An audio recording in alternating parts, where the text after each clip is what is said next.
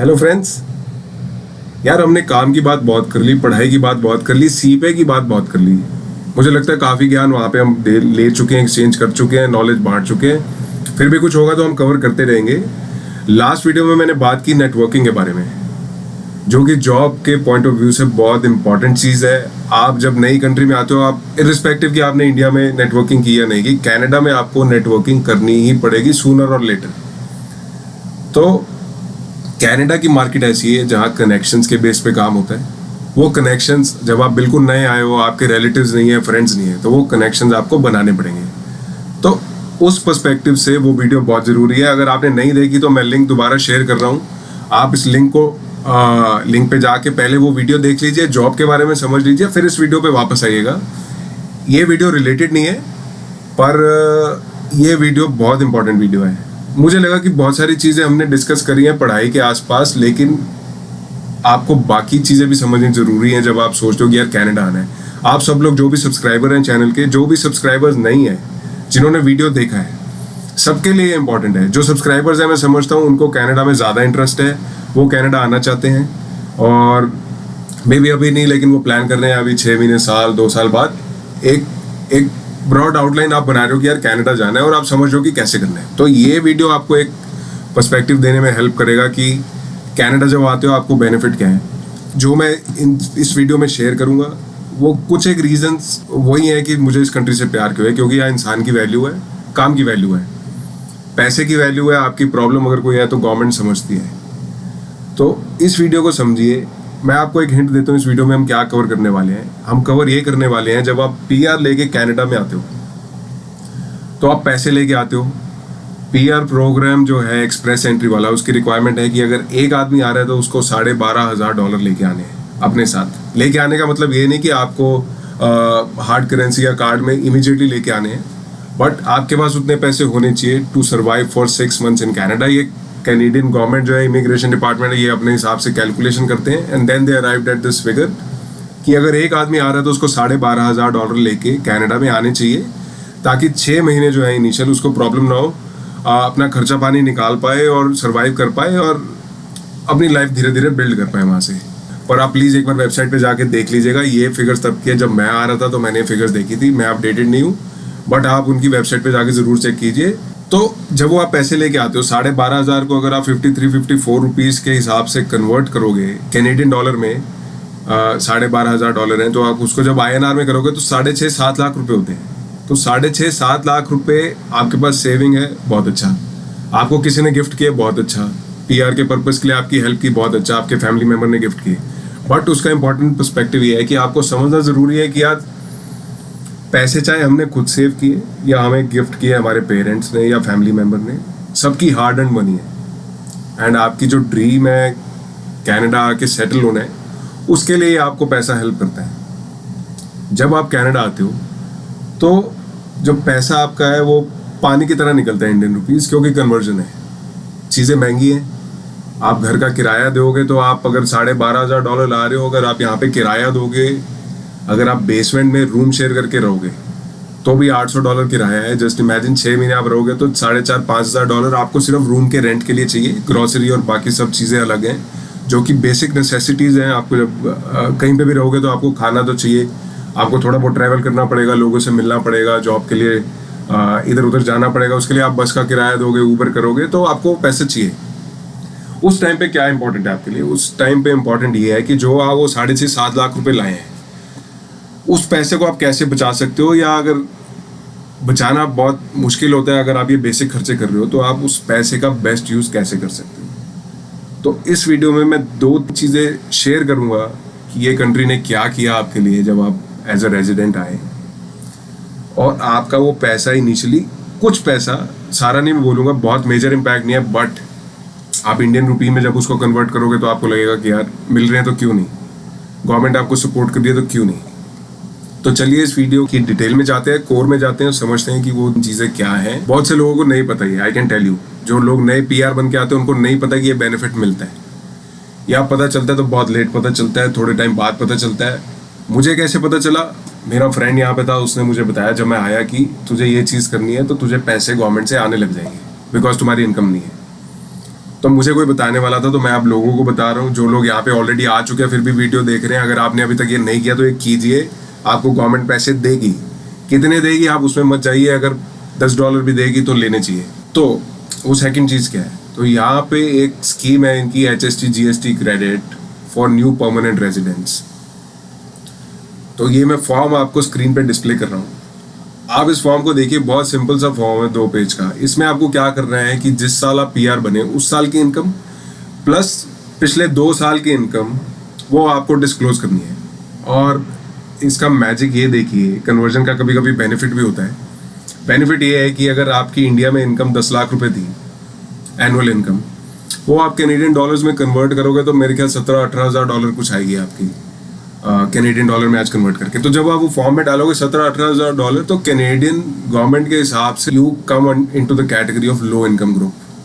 तो जब आप लो इनकम हो तो आप वो फॉर्म जब फिल करके भेजोगे 2017, 2018, 2019 का जो भी आपके पिछले 2 साल है जब आप PR बने, तो प्लस जिस साल आप PR बन रहे हो उस साल की इनकम, वो आप फॉर्म इसको देखिए तो आपको क्लियरली समझ आ जाएगा कि बहुत बेसिक फॉर्म है, बहुत ज़्यादा डिटेल भी नहीं है, आप उसमें भरिए। तो आप जब वो कन्वर्ट करोगे तो आपके शायद पर ईयर 17-18 हज़ार बनेंगे। तो इसमें आपको ये बात ध्यान रखनी है कि आप अगर आप और आपके स्पाउस है दोनों वहाँ काम कर रहे थे या दोनों की इनकम थी, तो दोनों का इनकम डिस्क्लोजर दीजिएगा। वो फैमिली इनकम देख के बताते हैं कि आपकी एलिजिबिलिटी कितनी है। तो आप इस फॉर्म को फिल कीजिए। सबसे पहले क्या होगा कि आप जब ये फिल करके भेजेंगे तो गवर्नमेंट शायद 1 आध महीना असेसमेंट के लिए लेगी। असेसमेंट करने के बाद सबसे पहले तो आपको 2 बड़े चेक आएंगे, big amount cheque. Big when I से it's big in the context. तो जब मैं आया मुझे 2 चेक आए। वो 2 चेक कितने आए, मेरा टोटल मिला के मुझे $550 के आसपास आया पुराना आउटस्टैंडिंग बैलेंस, यानी 17 और 18 का, क्योंकि मैं 2019 में आया था। तो 17 और 18 की इनकम उन्होंने असेस की और 19 की पार्शियल ईयर इनकम असेस की और उसके बेस पे उन्होंने मुझे चेक भेजे। तो मेरा करीब $550 हो गया, हमारा, मेरा और मेरी वाइफ का। वो हमने जाके बैंक में डिपॉजिट करा दिए।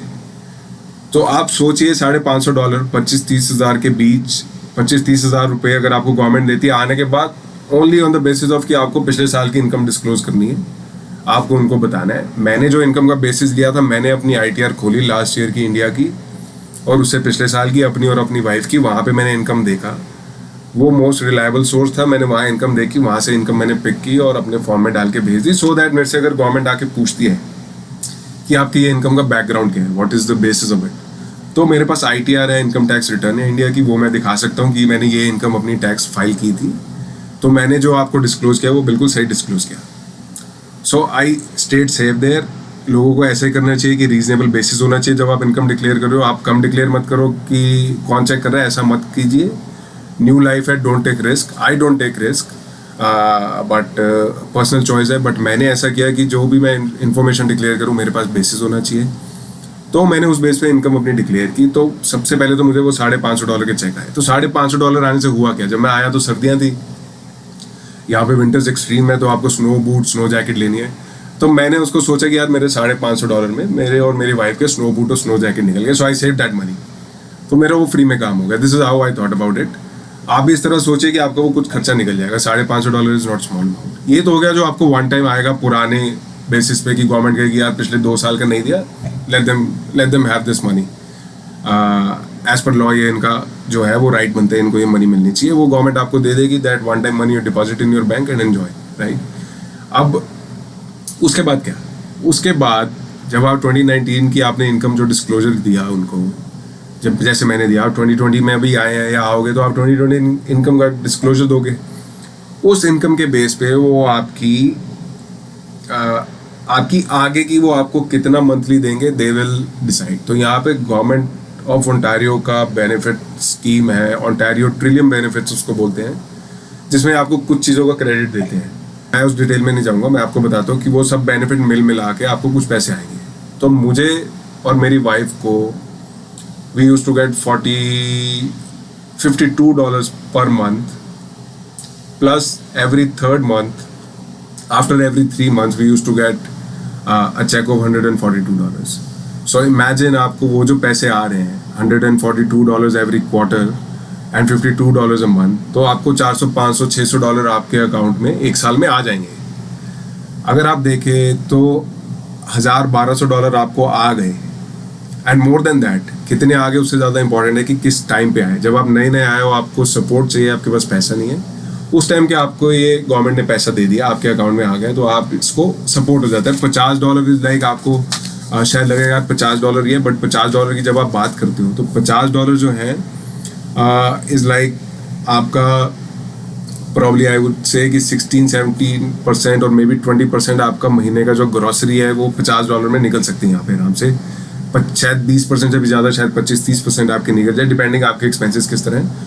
अगर आप उस तरह से चीज़ों को देखोगे तो आपको लगेगा कि $50 भी मैं क्यों ना लूँ, मुझे मिलने चाहिए या मेरे पास होने चाहिए, मेरा ये खर्चा इससे सेट ऑफ होता है। जब आपके पास काम नहीं, आप काम ढूंढ रहे हो, या अगर आप सर्वाइवल जॉब भी कर रहे हो, तो आपको $2,400 अगर आपको मिलते हैं सर्वाइवल जॉब में महीने के, तो अगर आपको $50 मिले तो आपका 2% सैलरी भी आपको मिलती है एक्स्ट्रा।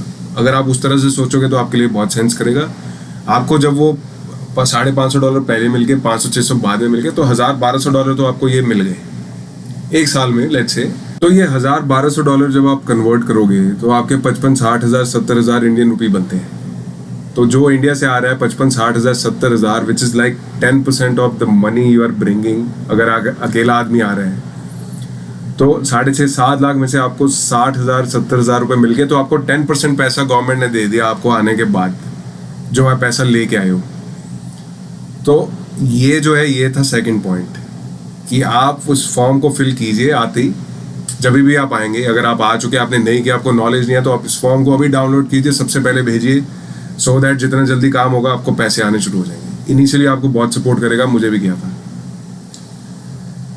अब बात करते हैं जो कि एक मेन चीज़ है फ्रॉम द पर्सपेक्टिव कि जो लोग आ रहे हैं और जो लोग आके यहाँ पे पढ़ना चाहते हैं। अच्छा, पढ़ने से आपको शायद लगेगा कि एकदम से स्ट्राइक करेगा कि यार सीपीए कवर इसमें नहीं है। इस प्रोग्राम जो मैं आपको बता रहा हूँ, इसकी कुछ कंडीशंस है। उस कंडीशंस में एलिजिबिलिटी आपकी क्या है, क्या नहीं है, वो मैं आपको वेबसाइट पे लेके जाता हूँ और वहाँ दिखाता हूँ कि ये प्रोग्राम क्या कहता है।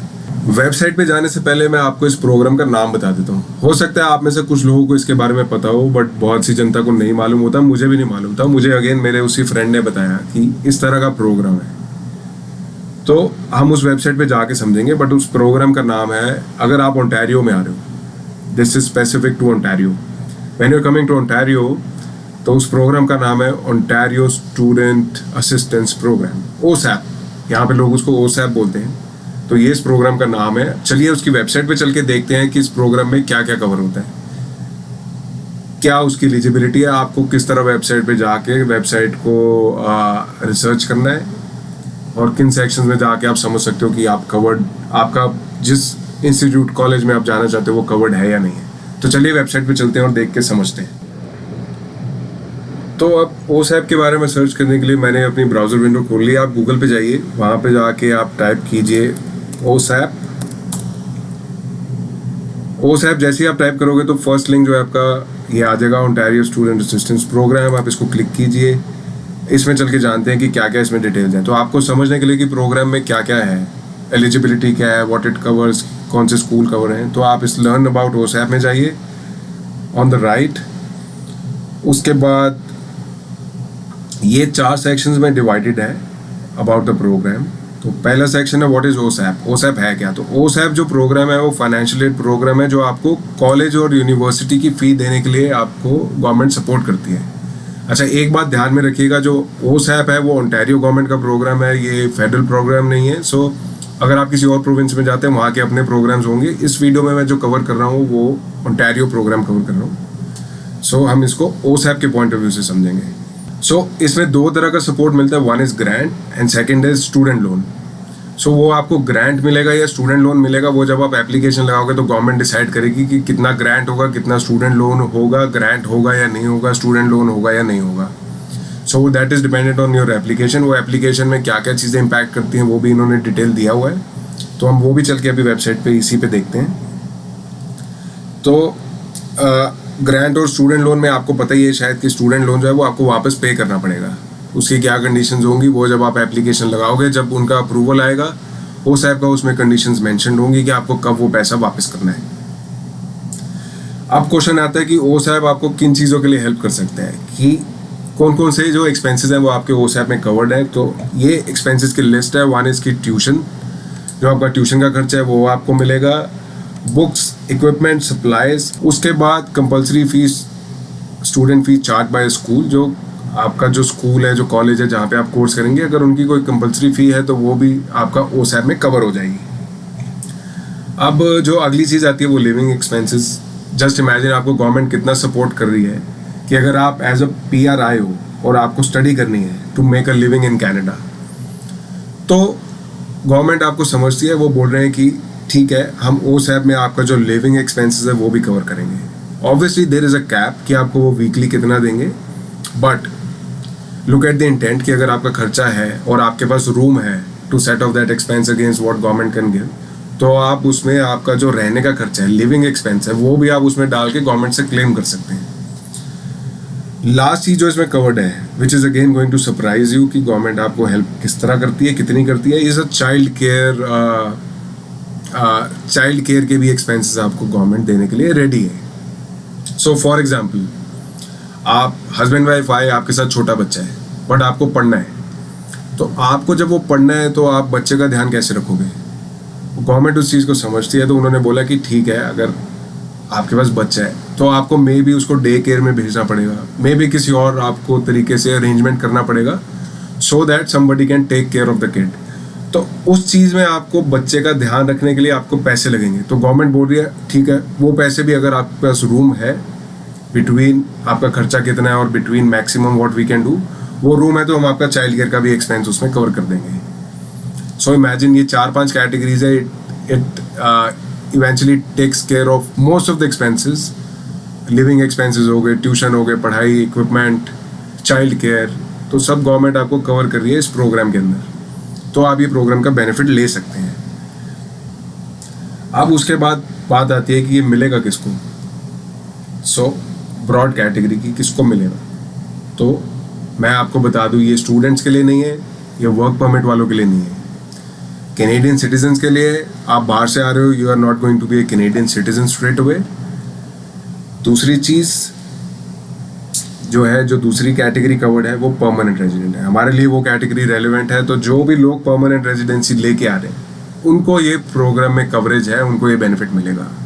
अच्छा, अगर आप अब सोचो कि यार मैं 40 साल का हूँ, मुझे ये प्रोग्राम मिलेगा, मुझे वहाँ जाके पढ़ना है, और लेट्स से कोई डॉक्टर आया जो 40 साल का है, उसको यहाँ पे आके यहाँ का लाइसेंस लेना है, और वो ओसैप में कवर्ड होती है उस तरह की एजुकेशन, तो आप 40 के हो, 45 जो भी आपकी एज है, आपको ओसैप में आप फिर भी कवर होते हैं। आप स्क्रीन पे चलिए और देखिए, यहाँ पे लिखा हुआ है who can get OSAP. OSAP is open to Ontario residents of any age, irrespective कि आपकी एज कितनी, आपको ये बेनिफिट मिलेगा, प्रोवाइडेड आप परमानेंट रेजिडेंट होने चाहिए, प्रोवाइडेड कि आपका एक्सपेंस उन कैटेगरीज में होना चाहिए, प्रोवाइडेड आप एलिजिबिलिटी क्राइटेरियाज मीट करते हो। अब क्वेश्चन आता है कि एलिजिबल कौन है। सो यहाँ पे जो लैंग्वेज लिखी गई है वो ये लिखा है कि ये लोग एलिजिबल नहीं है। यहाँ पे ये नहीं लिखा कि ये लोग एलिजिबल हैं। सो लीगल लैंग्वेज है, इसी तरह से इसको रीड करना चाहिए। तो इस लिस्ट को एक बार चल के देखते हैं, एलिजिबिलिटी क्राइटेरियाज जो है, जो कि नेगेटिव लिस्ट है कि आप ये चीज़ें नहीं होनी चाहिए।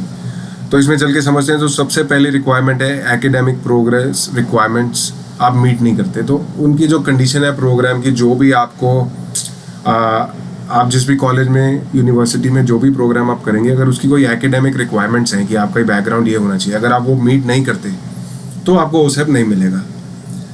उसके बाद सेकंड पॉइंट है you have enough financial resources including other forms of government aid to cover your expenses allowed by OSAP. So दूसरा पॉइंट है कि अगर आप फाइनेंशियली साउंड हो, ठीक है, या आपको गवर्नमेंट पैसा दे रही है और वो पैसा आपको किसी और फॉर्म में दे रही है as a support for those expenses जो ओसैप में कवर होते हैं, तो वो वाले एक्सपेंसेस भी आपको ओसैप में नहीं मिलेंगे, आप डबल बेनिफिट नहीं ले सकते।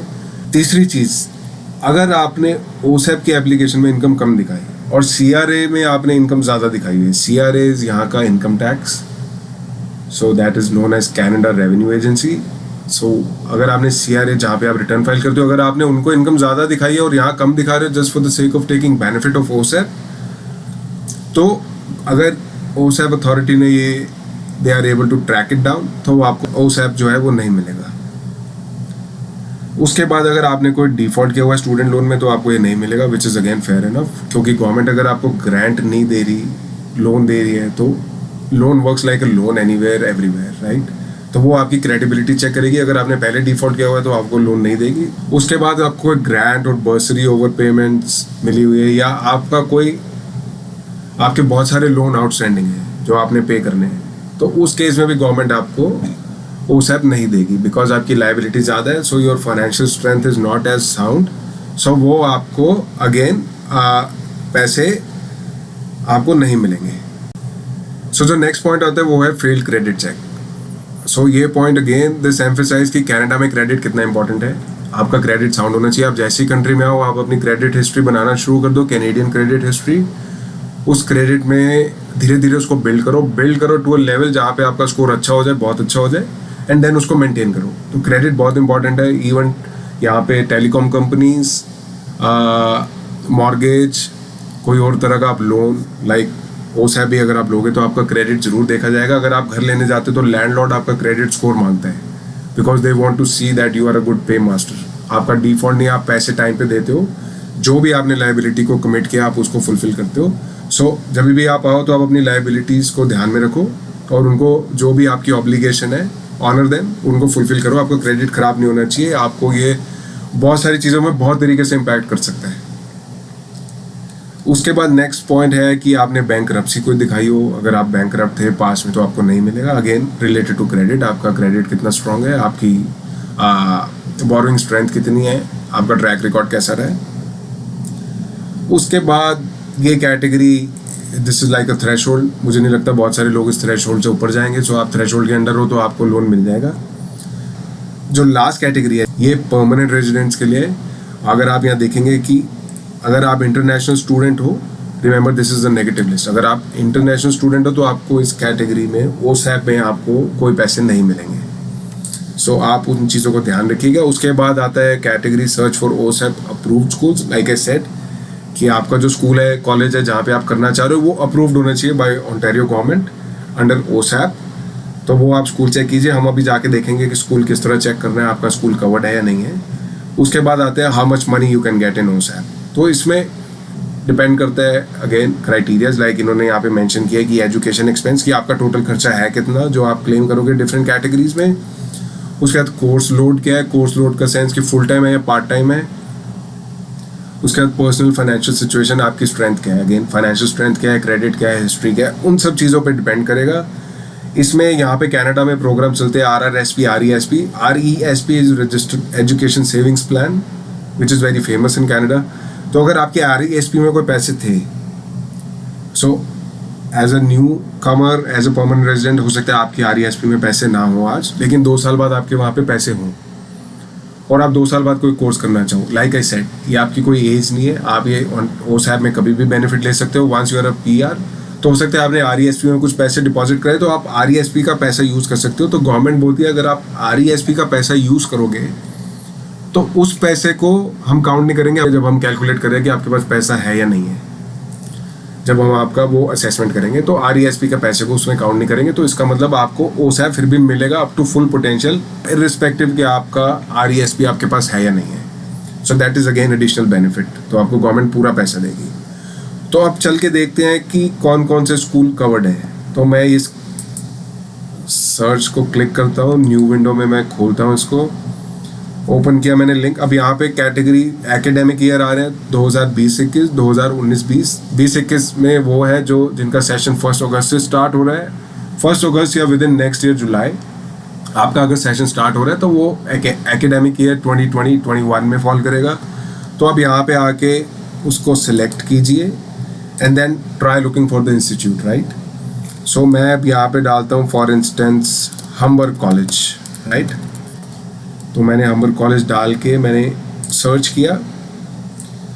You can see Humber college name there. So इसका मतलब हम्बर्ग कॉलेज के प्रोग्राम्स जो है वो ओसैप में कवर्ड है। तो आप अगर आपका प्लान हम्बर्ग कॉलेज का कोई कोर्स करने का है तो हम्बर्ग कॉलेज के कोर्सेज कवर्ड होंगे। तो आप हम्बर्ग कॉलेज की वेबसाइट पे चलते हैं।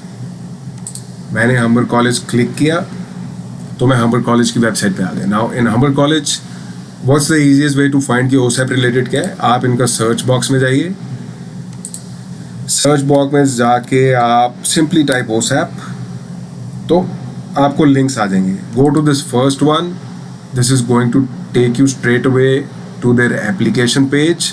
यहाँ पे जाके आप अप्लाई ऑनलाइन करेंगे तो इनकी एप्लीकेशन आ जाएगी. मैं ये करके देखता हूँ. I think it's going to redirect me to OSAP website, but click करके देखते हैं. या यू सी, ये हमें OSAP की वेबसाइट पे ले जाएगा वापस. वहाँ पे जाके आपको अपना लॉगिन आईडी बनाना है, रजिस्टर करना है योरसेल्फ, एंड अपनी एप्लीकेशन जो है आपने फिल करनी स्टार्ट कर देनी है. एंड उसमें आप प्रोग्राम की डिटेल दोगे, अपने बारे में डिटेल दोगे, एक्सपेंसेस के बारे में दोगे, एलिजिबिलिटी की डिक्लेरेशन होंगी कि आप PR हो नहीं हो. अगर PR हो तभी अप्लाई होगा. उस तरह की चीज़ें उनका एप्लीकेशन फॉर्म है. मैंने पूरी तरह से देखा नहीं है बिकॉज मैंने OSAP लिया नहीं, मुझे अप्लाई नहीं होता था. नाउ द पॉइंट कम्स कि अमाउंट कितना होगा, मुझे कितना पैसा मिलेगा. So there are some up to limits कि आपको पैसा कितना मिलेगा. So let's go there to OSAP website. Go back. Sorry, ये मुझे बैक नहीं करने देगा. I will again type OSAP in the browser window. I'll search there in the search bar. I'll go to OSAP and then I will search maximum amount. So मैंने maximum amount type किया तो मुझे वहाँ पे amount की window खुल गई. अब यहाँ पे 3 कैटेगरीज हैं. अगेन 2 कैटेगरीज हैं full time students with academic year 2020-2021, and then second category is full time students academic year 2019 and 2020, and then उसके बाद third category है which is for part time students. So part time students भी covered है, उनको भी support मिलेगा in form of student loan. So अब नीचे चल के लिमिट्स देखते हैं. अगर आप यहाँ लिमिट देखिए तो ये फुल टाइम स्टूडेंट्स हैं फॉर 2020-21 सेशन. तो यहाँ पे लिखा है कि वीकली मैक्सिमम कितना आपको मिल सकता है.